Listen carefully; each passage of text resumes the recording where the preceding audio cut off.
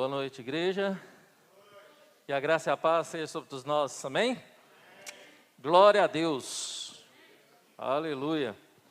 Vamos abrir as nossas Bíblias no Salmo de número 5. Salmo 5.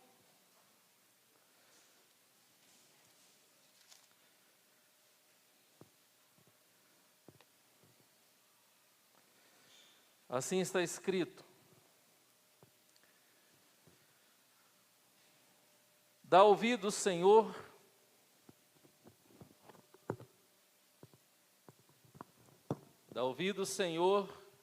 às minhas palavras, e acode ao meu gemido.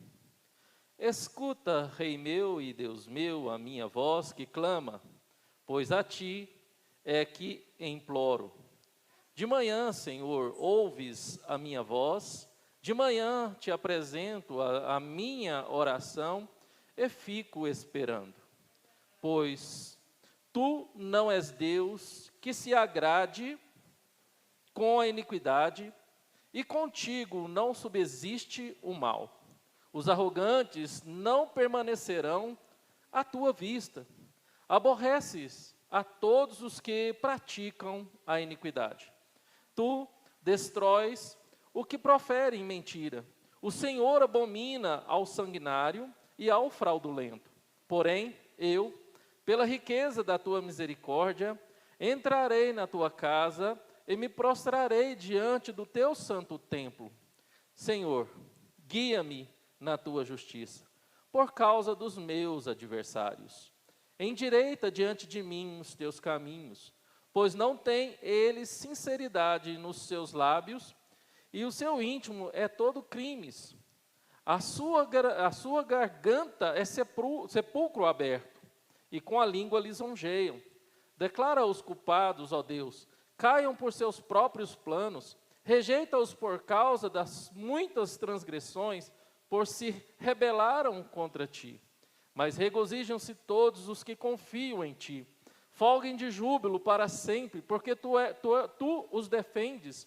Em ti se gloriem, em ti se gloriam os que amam teu nome. Pois tu, Senhor, abençoas o justo, e como escudo o cercas da tua benevolência. Oremos, irmãos. Pai, tua palavra foi lida. Estamos aqui, Pai, ávidos a ouvir a tua voz, pela direção do teu Espírito Santo em nós. Que nós venhamos, ó Deus, estarmos neste exato momento sensíveis à voz do teu Espírito. Ó Senhor Deus, que as palavras dos meus lábios e o meditar do meu coração possa ser agradável somente a ti, Deus meu, Senhor meu, Redentor meu. Fala conosco, ó Pai, em nome do Senhor Jesus Cristo. Amém. Amém. Acontece algumas coisas estranhas comigo.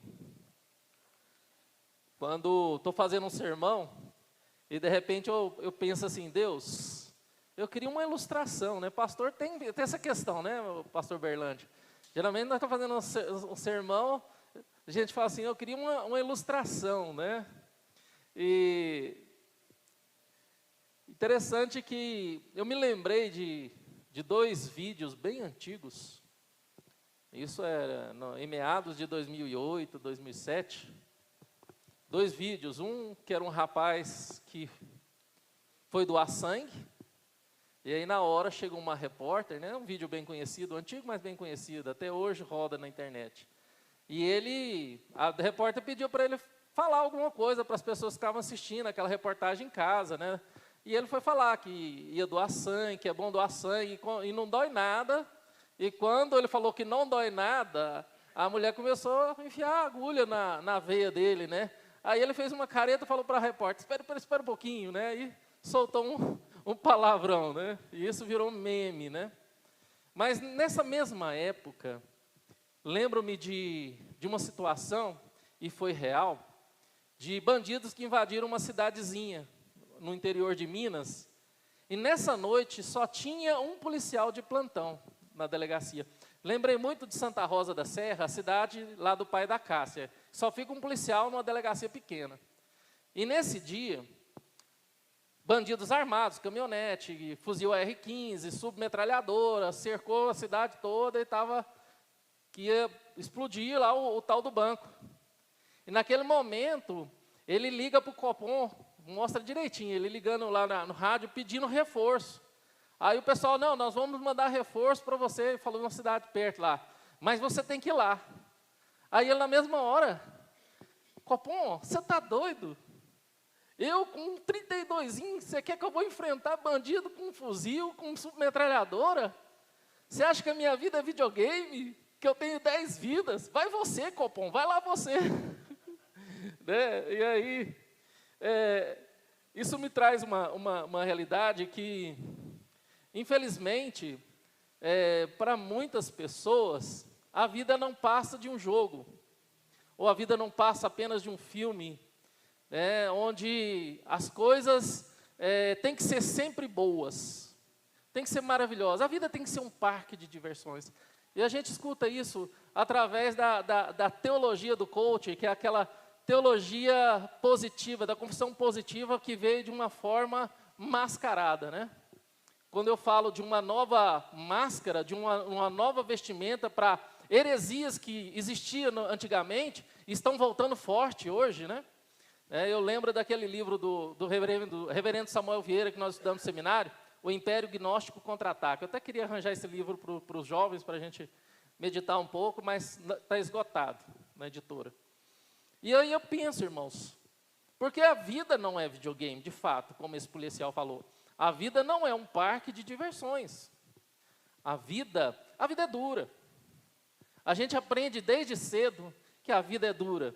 E aquele ditado que fala que é assim, se você não aprendeu com os seus pais, na escola da vida todos nós estamos matriculados. Por quê? Porque todos nós sabemos que a vida não perdoa. Tudo bem. Sabemos dessa realidade, de tantas coisas que acontecem em nossas vidas. E muitas das aflições que vêm sobre nós, são aflições que nós procuramos com as próprias mãos.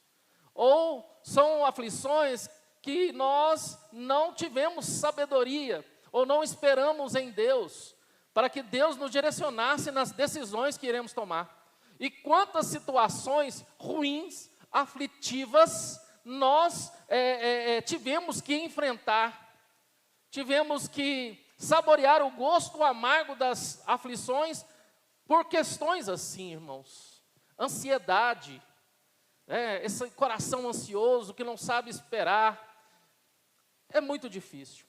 Mas esse salmo que nós lemos, o Salmo 5, ele traz um contexto diferente, mas é algo que acontece em várias famílias. Esse contexto desse salmo é quando alguns homens de confiança do salmista Davi, do rei Davi, já na sua velhice, começa a conspirar contra Davi, juntamente com seu filho Absalão. E ali eles começam a conspirar para roubar o trono de Davi, falando que Davi já estava velho, que Davi já não tinha mais capacidade de reinar sobre Israel.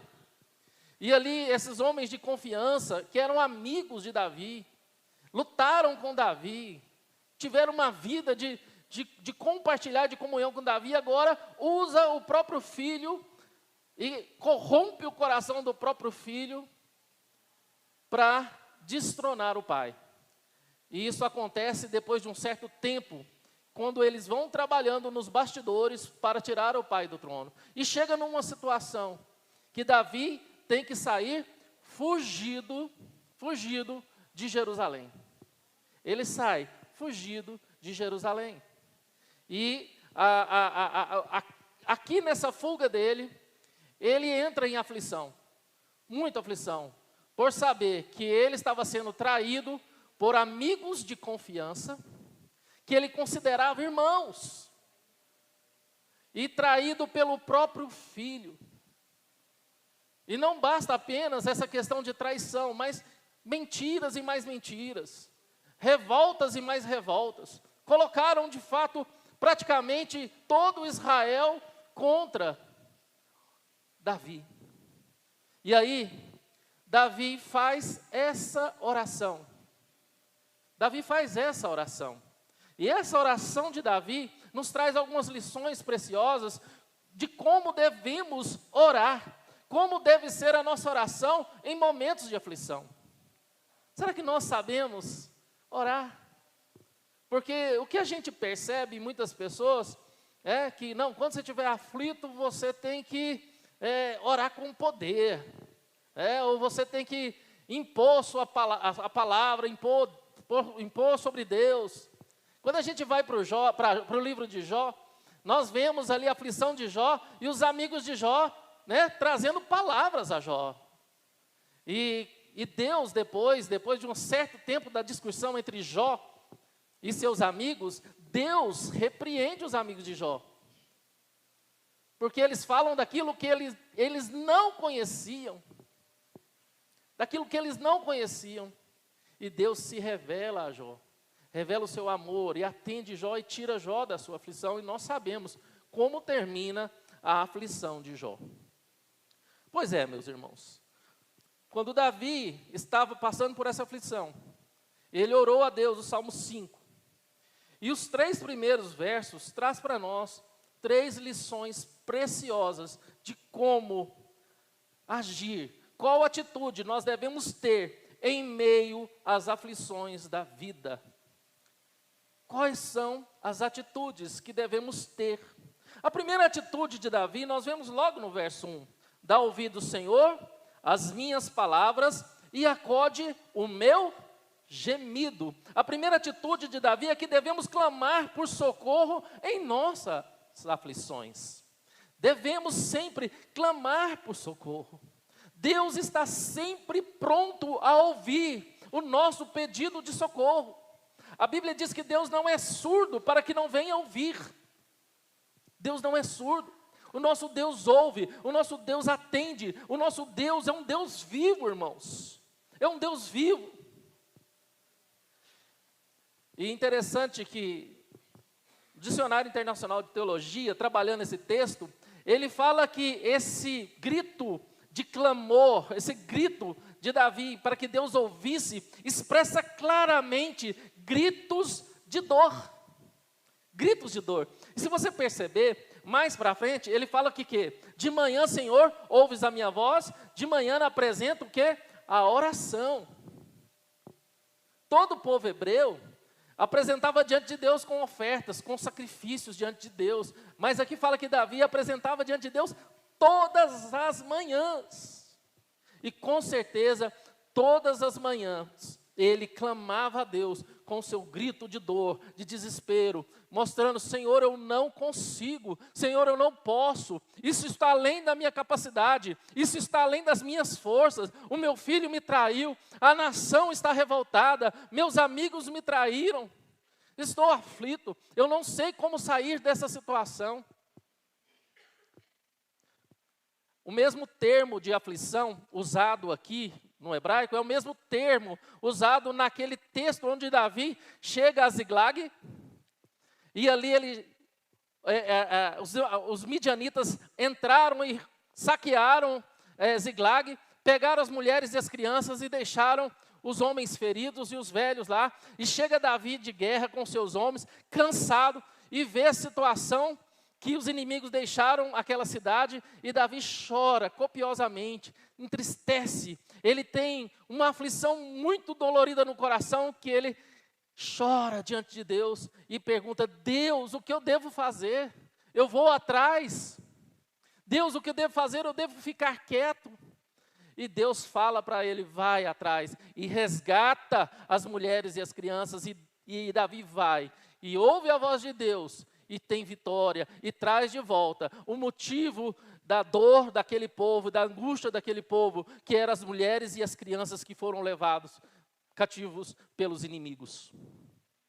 Irmãos, Meyer, teólogo americano, comenta dizendo que sempre que a boca clama é a expressão da alma, mas que Deus ouve o clamor da alma, irmãos. Esses gemidos da alma, Deus ouve. Quando nós vamos para Romanos 8, 26 e 27, é claramente onde nós vemos ali Paulo falando que o Espírito Santo intercede por nós com gemidos inexprimíveis, irmãos. Inexprimíveis. Quando nós, no momento de aflição, não temos palavra para expressar a nossa dor, quando nos momentos de angústia, de situações delicadas, que nós não temos ânimo, porque o sofrimento esgotou a nossa força, nós lembramos, Senhor Deus, me ajude. E nesse momento, quando nós não temos força, ou gememos diante de Deus, o Espírito Santo ora e clama a Deus em nós com gemidos inexprimíveis, transformando a nossa oração falha, ou de fraqueza, em oração perfeita diante de Deus. E eu sempre lembro, toda vez que eu falo dessa assistência do Espírito Santo na oração, eu lembro daquela ilustração, daquela garotinha que se perdeu do pai no meio do seu milharal. E todo mundo procurando aquela garotinha, de 6 anos, e ela perdida no meio do milharal. E o desespero do pai, dos funcionários da fazenda, um milharal muito grande. E de repente alguém tem uma ideia de todo mundo fazer silêncio para ver se ouvia alguma voz, alguma coisa. E de repente eles ouvem uma vozinha de longe, narrando ou falando o abecedário. A, B, C, D, E. E eles vão seguindo aquela vozinha, chega naquela criança e ela fala assim: graças a Deus, Papai do céu trouxe vocês até a mim. Aí o rapaz da fazenda perguntou: mas por que você tinha tanta certeza? Não, é porque eu aprendi na escolinha dominical da igreja que o Espírito de Deus ora para a gente. Eu não sabia como orar. E eu falei para o Papai do céu que eu ia falar o ABCD e ele ia juntar as letrinhas e ia me socorrer. E aí, isso é maravilhoso, essa fé sincera, essa fé verdadeira que muitas vezes nós deixamos e perdemos no caminho, irmãos. Perdemos no caminho. Nós não clamamos mais. Nós não gememos mais diante de Deus. Muitas vezes nós nos tornamos insensíveis ou autoconfiantes na nossa própria força, na nossa própria astúcia ou na nossa própria política. Nós perdemos a nossa dependência de um pai, de um super pai. Daquele pai que de fato é super poderoso e que vai ouvir o clamor dos seus filhos, mesmo quando eles não sabem orar. Esse é Deus, irmãos. Esse é Deus. A segunda atitude de Davi, que é a segunda lição dessa noite, nós encontramos no verso 2, quando ele fala: escuta, Rei meu e Deus meu, a minha voz que clama, pois a ti te imploro. A segunda lição é que devemos saber o nosso lugar diante de Deus. Nós devemos saber qual é a nossa posição diante de Deus, qual é o nosso lugar. Aqui ele fala: Rei meu e Deus meu. Davi, como rei, ele não se sente na posição de autoridade diante de Deus e fala: eu sou rei de Israel, o senhor tem que me ouvir. O senhor me ungiu rei, o senhor me chamou através do profeta Samuel, o senhor me colocou em posição de autoridade, de honra diante do povo, o senhor vai deixar eu sair envergonhado? Isso não é certo, Deus. De forma alguma, Davi apontou e enfrentou Deus na oração, como é ensinado em tantos lugares por aí, mas numa posição de humildade, ele fala: Rei meu e Deus meu. Davi se coloca em humildade diante de Deus, reconhecendo que Deus tem toda a autoridade nos céus e na terra. Toda vez que eu medito na oração do Pai Nosso, eu tento, ou quando eu vou orar a oração do Pai Nosso, eu tento não orar a oração do Pai Nosso. Eu tento não orar, obrigado. Tento orar, não orar a oração do Pai Nosso de forma mecanizada, mas eu tento, de fato, absorver o significado de cada palavra. E aí, quando nós oramos que seja feita a sua vontade, assim na terra como nos céus, é de fato colocar-nos na posição ideal diante de Deus, saber que Ele é Rei. E que a vontade de Deus vai ser feita na terra, assim como é feita nos céus, irmãos. Essa deve ser, de fato, a nossa maior aspiração neste mundo. Que a vontade de Deus seja feita na terra, assim como é no céu. Nós vivemos num mundo, irmãos, que existem pessoas que dizem que odeiam Deus, né? Declaradamente odeiam Deus. E são amantes do inimigo de Deus, né? E se declaram satanistas, né? E dizem que esse grupo está crescendo. Está crescendo. Temos aqueles que odeiam Deus, que não acreditam em Deus, que são ateus. Esses dias eu estava conversando com a Ana Luísa sobre questão de ateísmo e agnosticismo. Eu aleguei para a Ana Luísa no carro, meu carro muitas vezes é isso aí, é um gabinete de conversa, de aconselhamento. E eu falei para ela que a negação de um Deus pelo ateísmo mostra que o ateu acredita em Deus, porque ele está negando alguma coisa que ele acha que não existe, mas na verdade ele luta para negar. Se ele de fato cresce que Deus não existisse, ele não precisava negar. Como que se nega algo que não existe? Então, pensando nesse aspecto, nós vemos que de fato muitos ateus pularam para o agnosticismo. Aí sim, aí é bem pior. Aí desceu um degrau a mais. Por quê? Não faz a diferença para mim. Se Deus existe, se Deus não existe, para mim não faz diferença. Aí, meus irmãos, é muito complicado. Muito complicado.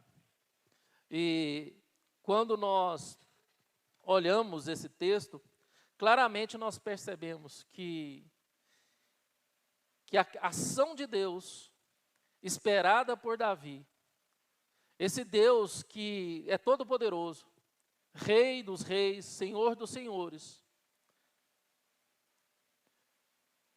é certa e precisa. Quando nós nos colocamos na posição de humildade, na posição de servos, e não exigimos nada, não jogamos textos bíblicos na cara de Deus, né? Eu já ouvi muita oração que a pessoa vai orando e vai jogando texto bíblico na cara de Deus. Ah, Senhor, mas o Senhor prometeu lá em Deuteronômio tal, o Senhor prometeu e vai falando, como se Deus não conhecesse a sua própria palavra. Davi apenas se debruça diante de Deus e fala: Senhor, me livra, me socorre, dá ouvidos. Eu sei que o Senhor tem todo o poder, sei que o Senhor tem todo o poder. Henry Nouwen, conhecido como um dos grandes vultos da espiritualidade cristã, ele fala que a verdadeira oração nos coloca na posição correta diante de Deus, que é a posição de humildade. É a posição de humildade, irmãos. A oração mostra que nós esperamos de Deus e não de nós mesmos.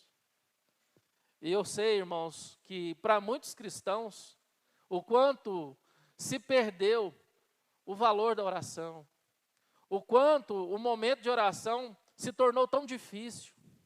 Às vezes começamos o ano tão empolgado, não, esse ano vai ser diferente. Eu vou orar, vou ter meu momento devocional, eu vou ler a Bíblia, eu vou tirar 5 minutos para orar. Né? Vou tirar 5 minutos. Para não falar que vai tirar 1 hora, 2 horas, meia hora, eu vou tirar 5 minutos para orar. E começa bem. 1º de janeiro, está lá animado, 2 de janeiro, vai, quando é fé, hoje não deu, amanhã eu vou continuar. Quando passa uma semana, irmãos, eu sei que a luta para se ter uma vida de oração não é fácil. Não é fácil, irmãos. Isso é para qualquer um, pode ser para pastor, para bispo, para apóstolo, pai apóstolo, para a esposa do apóstolo, que é a apostila, pode ser para os filhos do apóstolo, que é a encardenação e a xerox, né? Então, para qualquer um é difícil. Para qualquer um é difícil.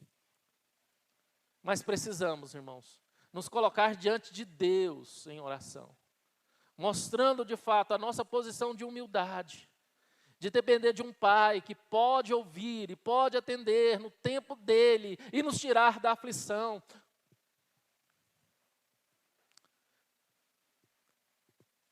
E a gente sabe que lá no capítulo 9, no Salmo 9, no verso 12, Deus fala, o salmista fala, o Senhor atende a oração do aflito. Deus é quem atende a oração do aflito. No Salmo 51, no verso 17, a parte C, fala, um espírito quebrantado, um coração compungido, ó Deus, não despreza. O salmista tinha certeza que Deus não despreza um coração humilde. Deus não despreza a oração de uma pessoa que tem um coração humilde, que sabe o seu lugar diante de Deus, que é um lugar de filho temente a um pai amoroso. E não um filho temente a um pai disciplinador, com um chicote na mão.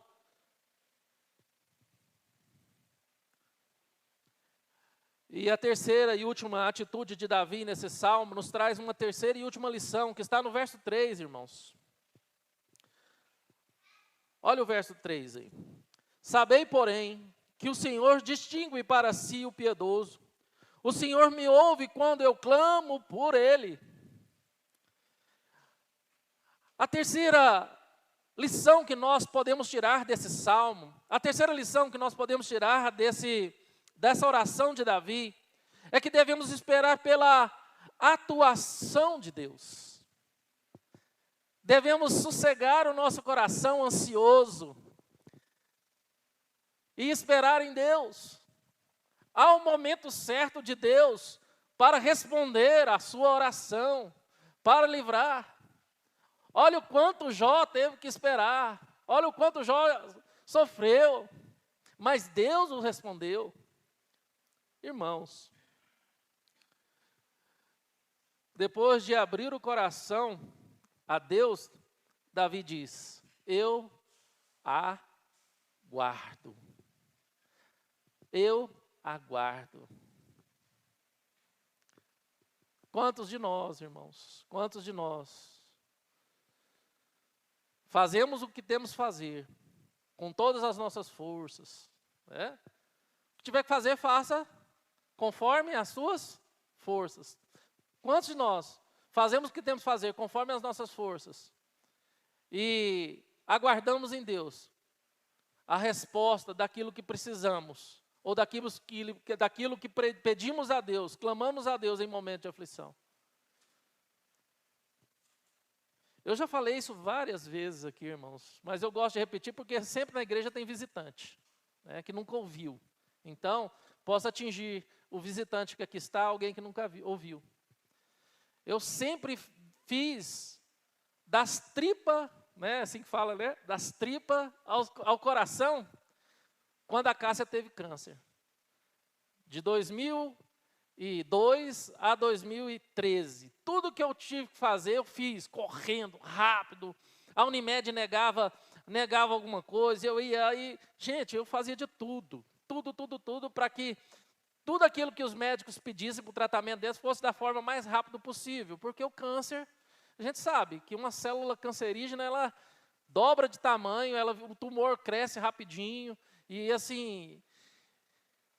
E quando ela foi para o transplante, que o médico virou para mim, que não podia fazer mais nada por ela, que ela estava, como se, entre aspas, eles não falaram isso, né, que ela estava na mão de Deus, aí eu pude perceber que eu não tinha mais nada para fazer, eu não podia fazer mais nada. Tudo que eu pude fazer até ali, eu dei conta. Se virar com dinheiro para pagar exame que a Unimed não cobria, e tantas outras coisas, irmãos, tantas outras corridas, tantas loucuras, no trânsito em Goiânia, com um carrinho velho, que passava no quebra-mala, o porta-mala quebra-mola, o porta-mala abria, aí tinha que descer, fechar o porta-mala, né? Muitas coisas, irmãos. Aí quando chega nessa situação, aí eu falei, agora é só Deus. E os irmãos sabem o que aconteceu. Ela em cima daquele leito, lá no TMO, só deitei em cima do peito dela e chorei. Né? Chorei e orei a Deus pedindo que Deus desse vida para ela. Que desse a oportunidade de criar a Ana Luísa, que a Ana Luísa pudesse crescer com a mãe. E Deus ouviu e restaurou a saúde dela. Cresceu, a Ana Luísa cresceu, já está aí com 19 anos, a Cássia está aí. Deus deu a oportunidade dela amamentar uma criança, que era o sonho dela amamentar, e ela não pôde amamentar. A Ana Luísa amamentou a Carolina até os 4 anos de idade, até o ano passado. De vez em quando a Carolina acorda de madrugada chorando, eu quero mamar. Então assim, sonhando que está mamando, aí fica lá, eu quero mamar, porque mamou muito, irmãos. Então, irmãos, é exatamente isso. Eu sei que é da índole, ou do ímpeto do ser humano, né? Ser pessoas trabalhadoras, ser pessoas esforçadas, que é raro um ser humano preguiçoso, molenga, né? A gente não vê isso, mas todos são trabalhadores, esforçados, e luta para cá, corre para lá, e sonha, planeja, corre atrás do sonho, e luta com Deus em oração para atingir seus objetivos, né? A gente pode dizer assim. Eu sei que a maioria dos seres humanos são assim, irmãos. Mas chega um certo momento da vida da gente que a sua força não vai ajudar, que a sua astúcia não vai ajudar, que o seu network, seus contatos, não vão te ajudar. O seu conhecimento de QI não vai ajudar. Chega um momento que Deus fala, olha, você vai ter que aguardar, porque algo Deus tem a realizar na sua vida enquanto você espera. A gente não sabe, irmãos. A gente faz a oração do aflito todo dia. Deus do céu, misericórdia. Me livra, Pai. Me livra, eu não estou aguentando mais. Não aguento mais. É tanta pressão na minha cabeça, é tanta questão, é tanta luta, é tanto peso. É tanta gente que não aguenta mais viver uma vida de tanta fadiga, de tanta cobrança, de tanto medo de morrer, medo de doença, medo de ser demitido, de perder o emprego. Vivemos tão instáveis. É tantas coisas que afligem o nosso coração, mas nós devemos saber, de fato, sossegar a nossa alma e aguardar em Deus. Porque chega no momento, irmãos, que tudo que você for fazer, ou tudo que nós viemos fazer, não vai resolver, porque é só Deus mesmo. E nós temos que aguardar. Porque assim como Deus fez com Jó, Deus fará com cada um de nós. Irmãos, para Calvino, eu gostaria só de ler, porque presbiteriano tem que citar Calvino, né, pastor Berto? Nós não somos calvinólatras, né, misericórdia. Mas é porque achei isso aqui interessante. Davi pretendia dizer que depois de ter descarregado suas preocupações no seio de Deus, ele com o espírito ansioso vigiaria, por assim dizer, a semelhança de uma sentinela, até notar que em cada feito Deus o ouviria. Ele coloca esse aguardar como uma sentinela que está aguardando. Independente de quanto tempo for, está aguardando a volta do exército, a vinda do inimigo. Ele está ali aguardando, irmãos. Está aguardando. E é o que nós devemos fazer. Aguardar, vigiando. Nem aguardar, não, eu vou entregar os pontos, me dá uma rede aí, uma aguinha de coco, me balança aqui, coça minhas costas. Vou aguardar em Deus, não. É aguardar vigiando. É aguardar orando. é aguardar clamando. Não como um insistente, né? Como aquela parábola que muitas vezes o pastor interpreta, né? Que se você tem que insistir com Deus, seja inoportuno com Deus, importune Deus, que Deus vai se cansar e vai se apurrinhar e vai te atender porque não aguenta mais, tanto você importunar Ele. Não, não é isso não, irmãos. Não é isso não. Interessante, quando eu era adolescente, eu era impressionado com aquele anãozinho que cantava. Né, o Nelson Ned. Rapaz, um menino, um homenzinho daquele tamanhozinho, tinha uma voz tão forte. E eu lembro, eu acho que eu estava na Assembleia de Deus nessa época, e eu lembro quando ele converteu, e eu vi ele cantar pela primeira vez no Raul Gil, sei lá onde foi, um hino evangélico, e esse hino ficou no meu coração. E quando eu comecei a tocar violão, eu queria ter aprendido esse hino, tocar no violão, mas eu achei mais fácil o Divino Companheiro. E foi o primeiro hino que eu aprendi a tocar, pram, pram, pram, Divino Companheiro, e repetindo demais as notas, e meu pai, não, vai tocar lá no meio do mato. Não aguentava mais repetir nota, pram, pram, pram. E esse hino, me veio à mente esse hino da conversão de Nelson Ned, quando ele cantou nesse programa. E esse hino fala, olha, oração do aflito, olha o título do hino, oração do aflito. Ó, meu Deus, ouve a minha oração. Livra-me, te peço, desta minha solidão. Ninguém neste mundo pode me ajudar. O amor e a paz me dá. Em nome do teu Filho Jesus Cristo, livra-me depressa, pois estou aflito. Estende tua mão para me ajudar e meu fardo aliviar. Que poema, né? Tá. Jesus, Jesus, só tu podes me ajudar e das minhas angústias libertar. Jesus, Jesus, só tu tens a solução, o remédio para curar meu coração. Podemos encerrar por aqui sabendo que Jesus, de fato, foi o remédio de Deus para curar o nosso coração. Não há aflição maior, não há dor maior, não há tristeza maior, angústia maior do que aquilo que Jesus passou. Hoje de manhã eu citei novamente no estudo bíblico algo que vai ficar no meu coração, né? Quando o meu sogro tinha uma mobiletezinha e ele foi beijar uma Toyota antiga de frente. E aí ele ficou todo quebrado na casa da minha sogra. E aí ele todo cheio de arame, de aqueles trem na canela, para ligar o osso, parecendo uns discos voadores em volta da perna. E eu cheguei um dia para almoçar lá na casa da minha sogra, domingo, e ele estava lá meio que gemendo, eu vi que ele estava sentindo dor. Aí eu perguntei, e aí meu sogro, tá bom? Não, tô bom. Mas parece que você está sofrendo muito, né? Olha o genro quando quer importunar o sogro, né? Não, meu filho, pior do que isso, Jesus passou na cruz. Eu vou aguentar. É exatamente isso, irmãos. Se a gente lê a Bíblia na perspectiva de que tudo aponta para Cristo, isso consola o nosso coração. Sabendo que a nossa pior desgraça e a nossa pior angústia, a nossa pior dor, os nossos piores medos já foram pagos, aliviados, transformados em glória e esperança num porvir, onde até mesmo os animais, toda a criação, anseia, gemem pela glória que irá se revelar no porvir. Glória a Deus. Aleluia, irmãos.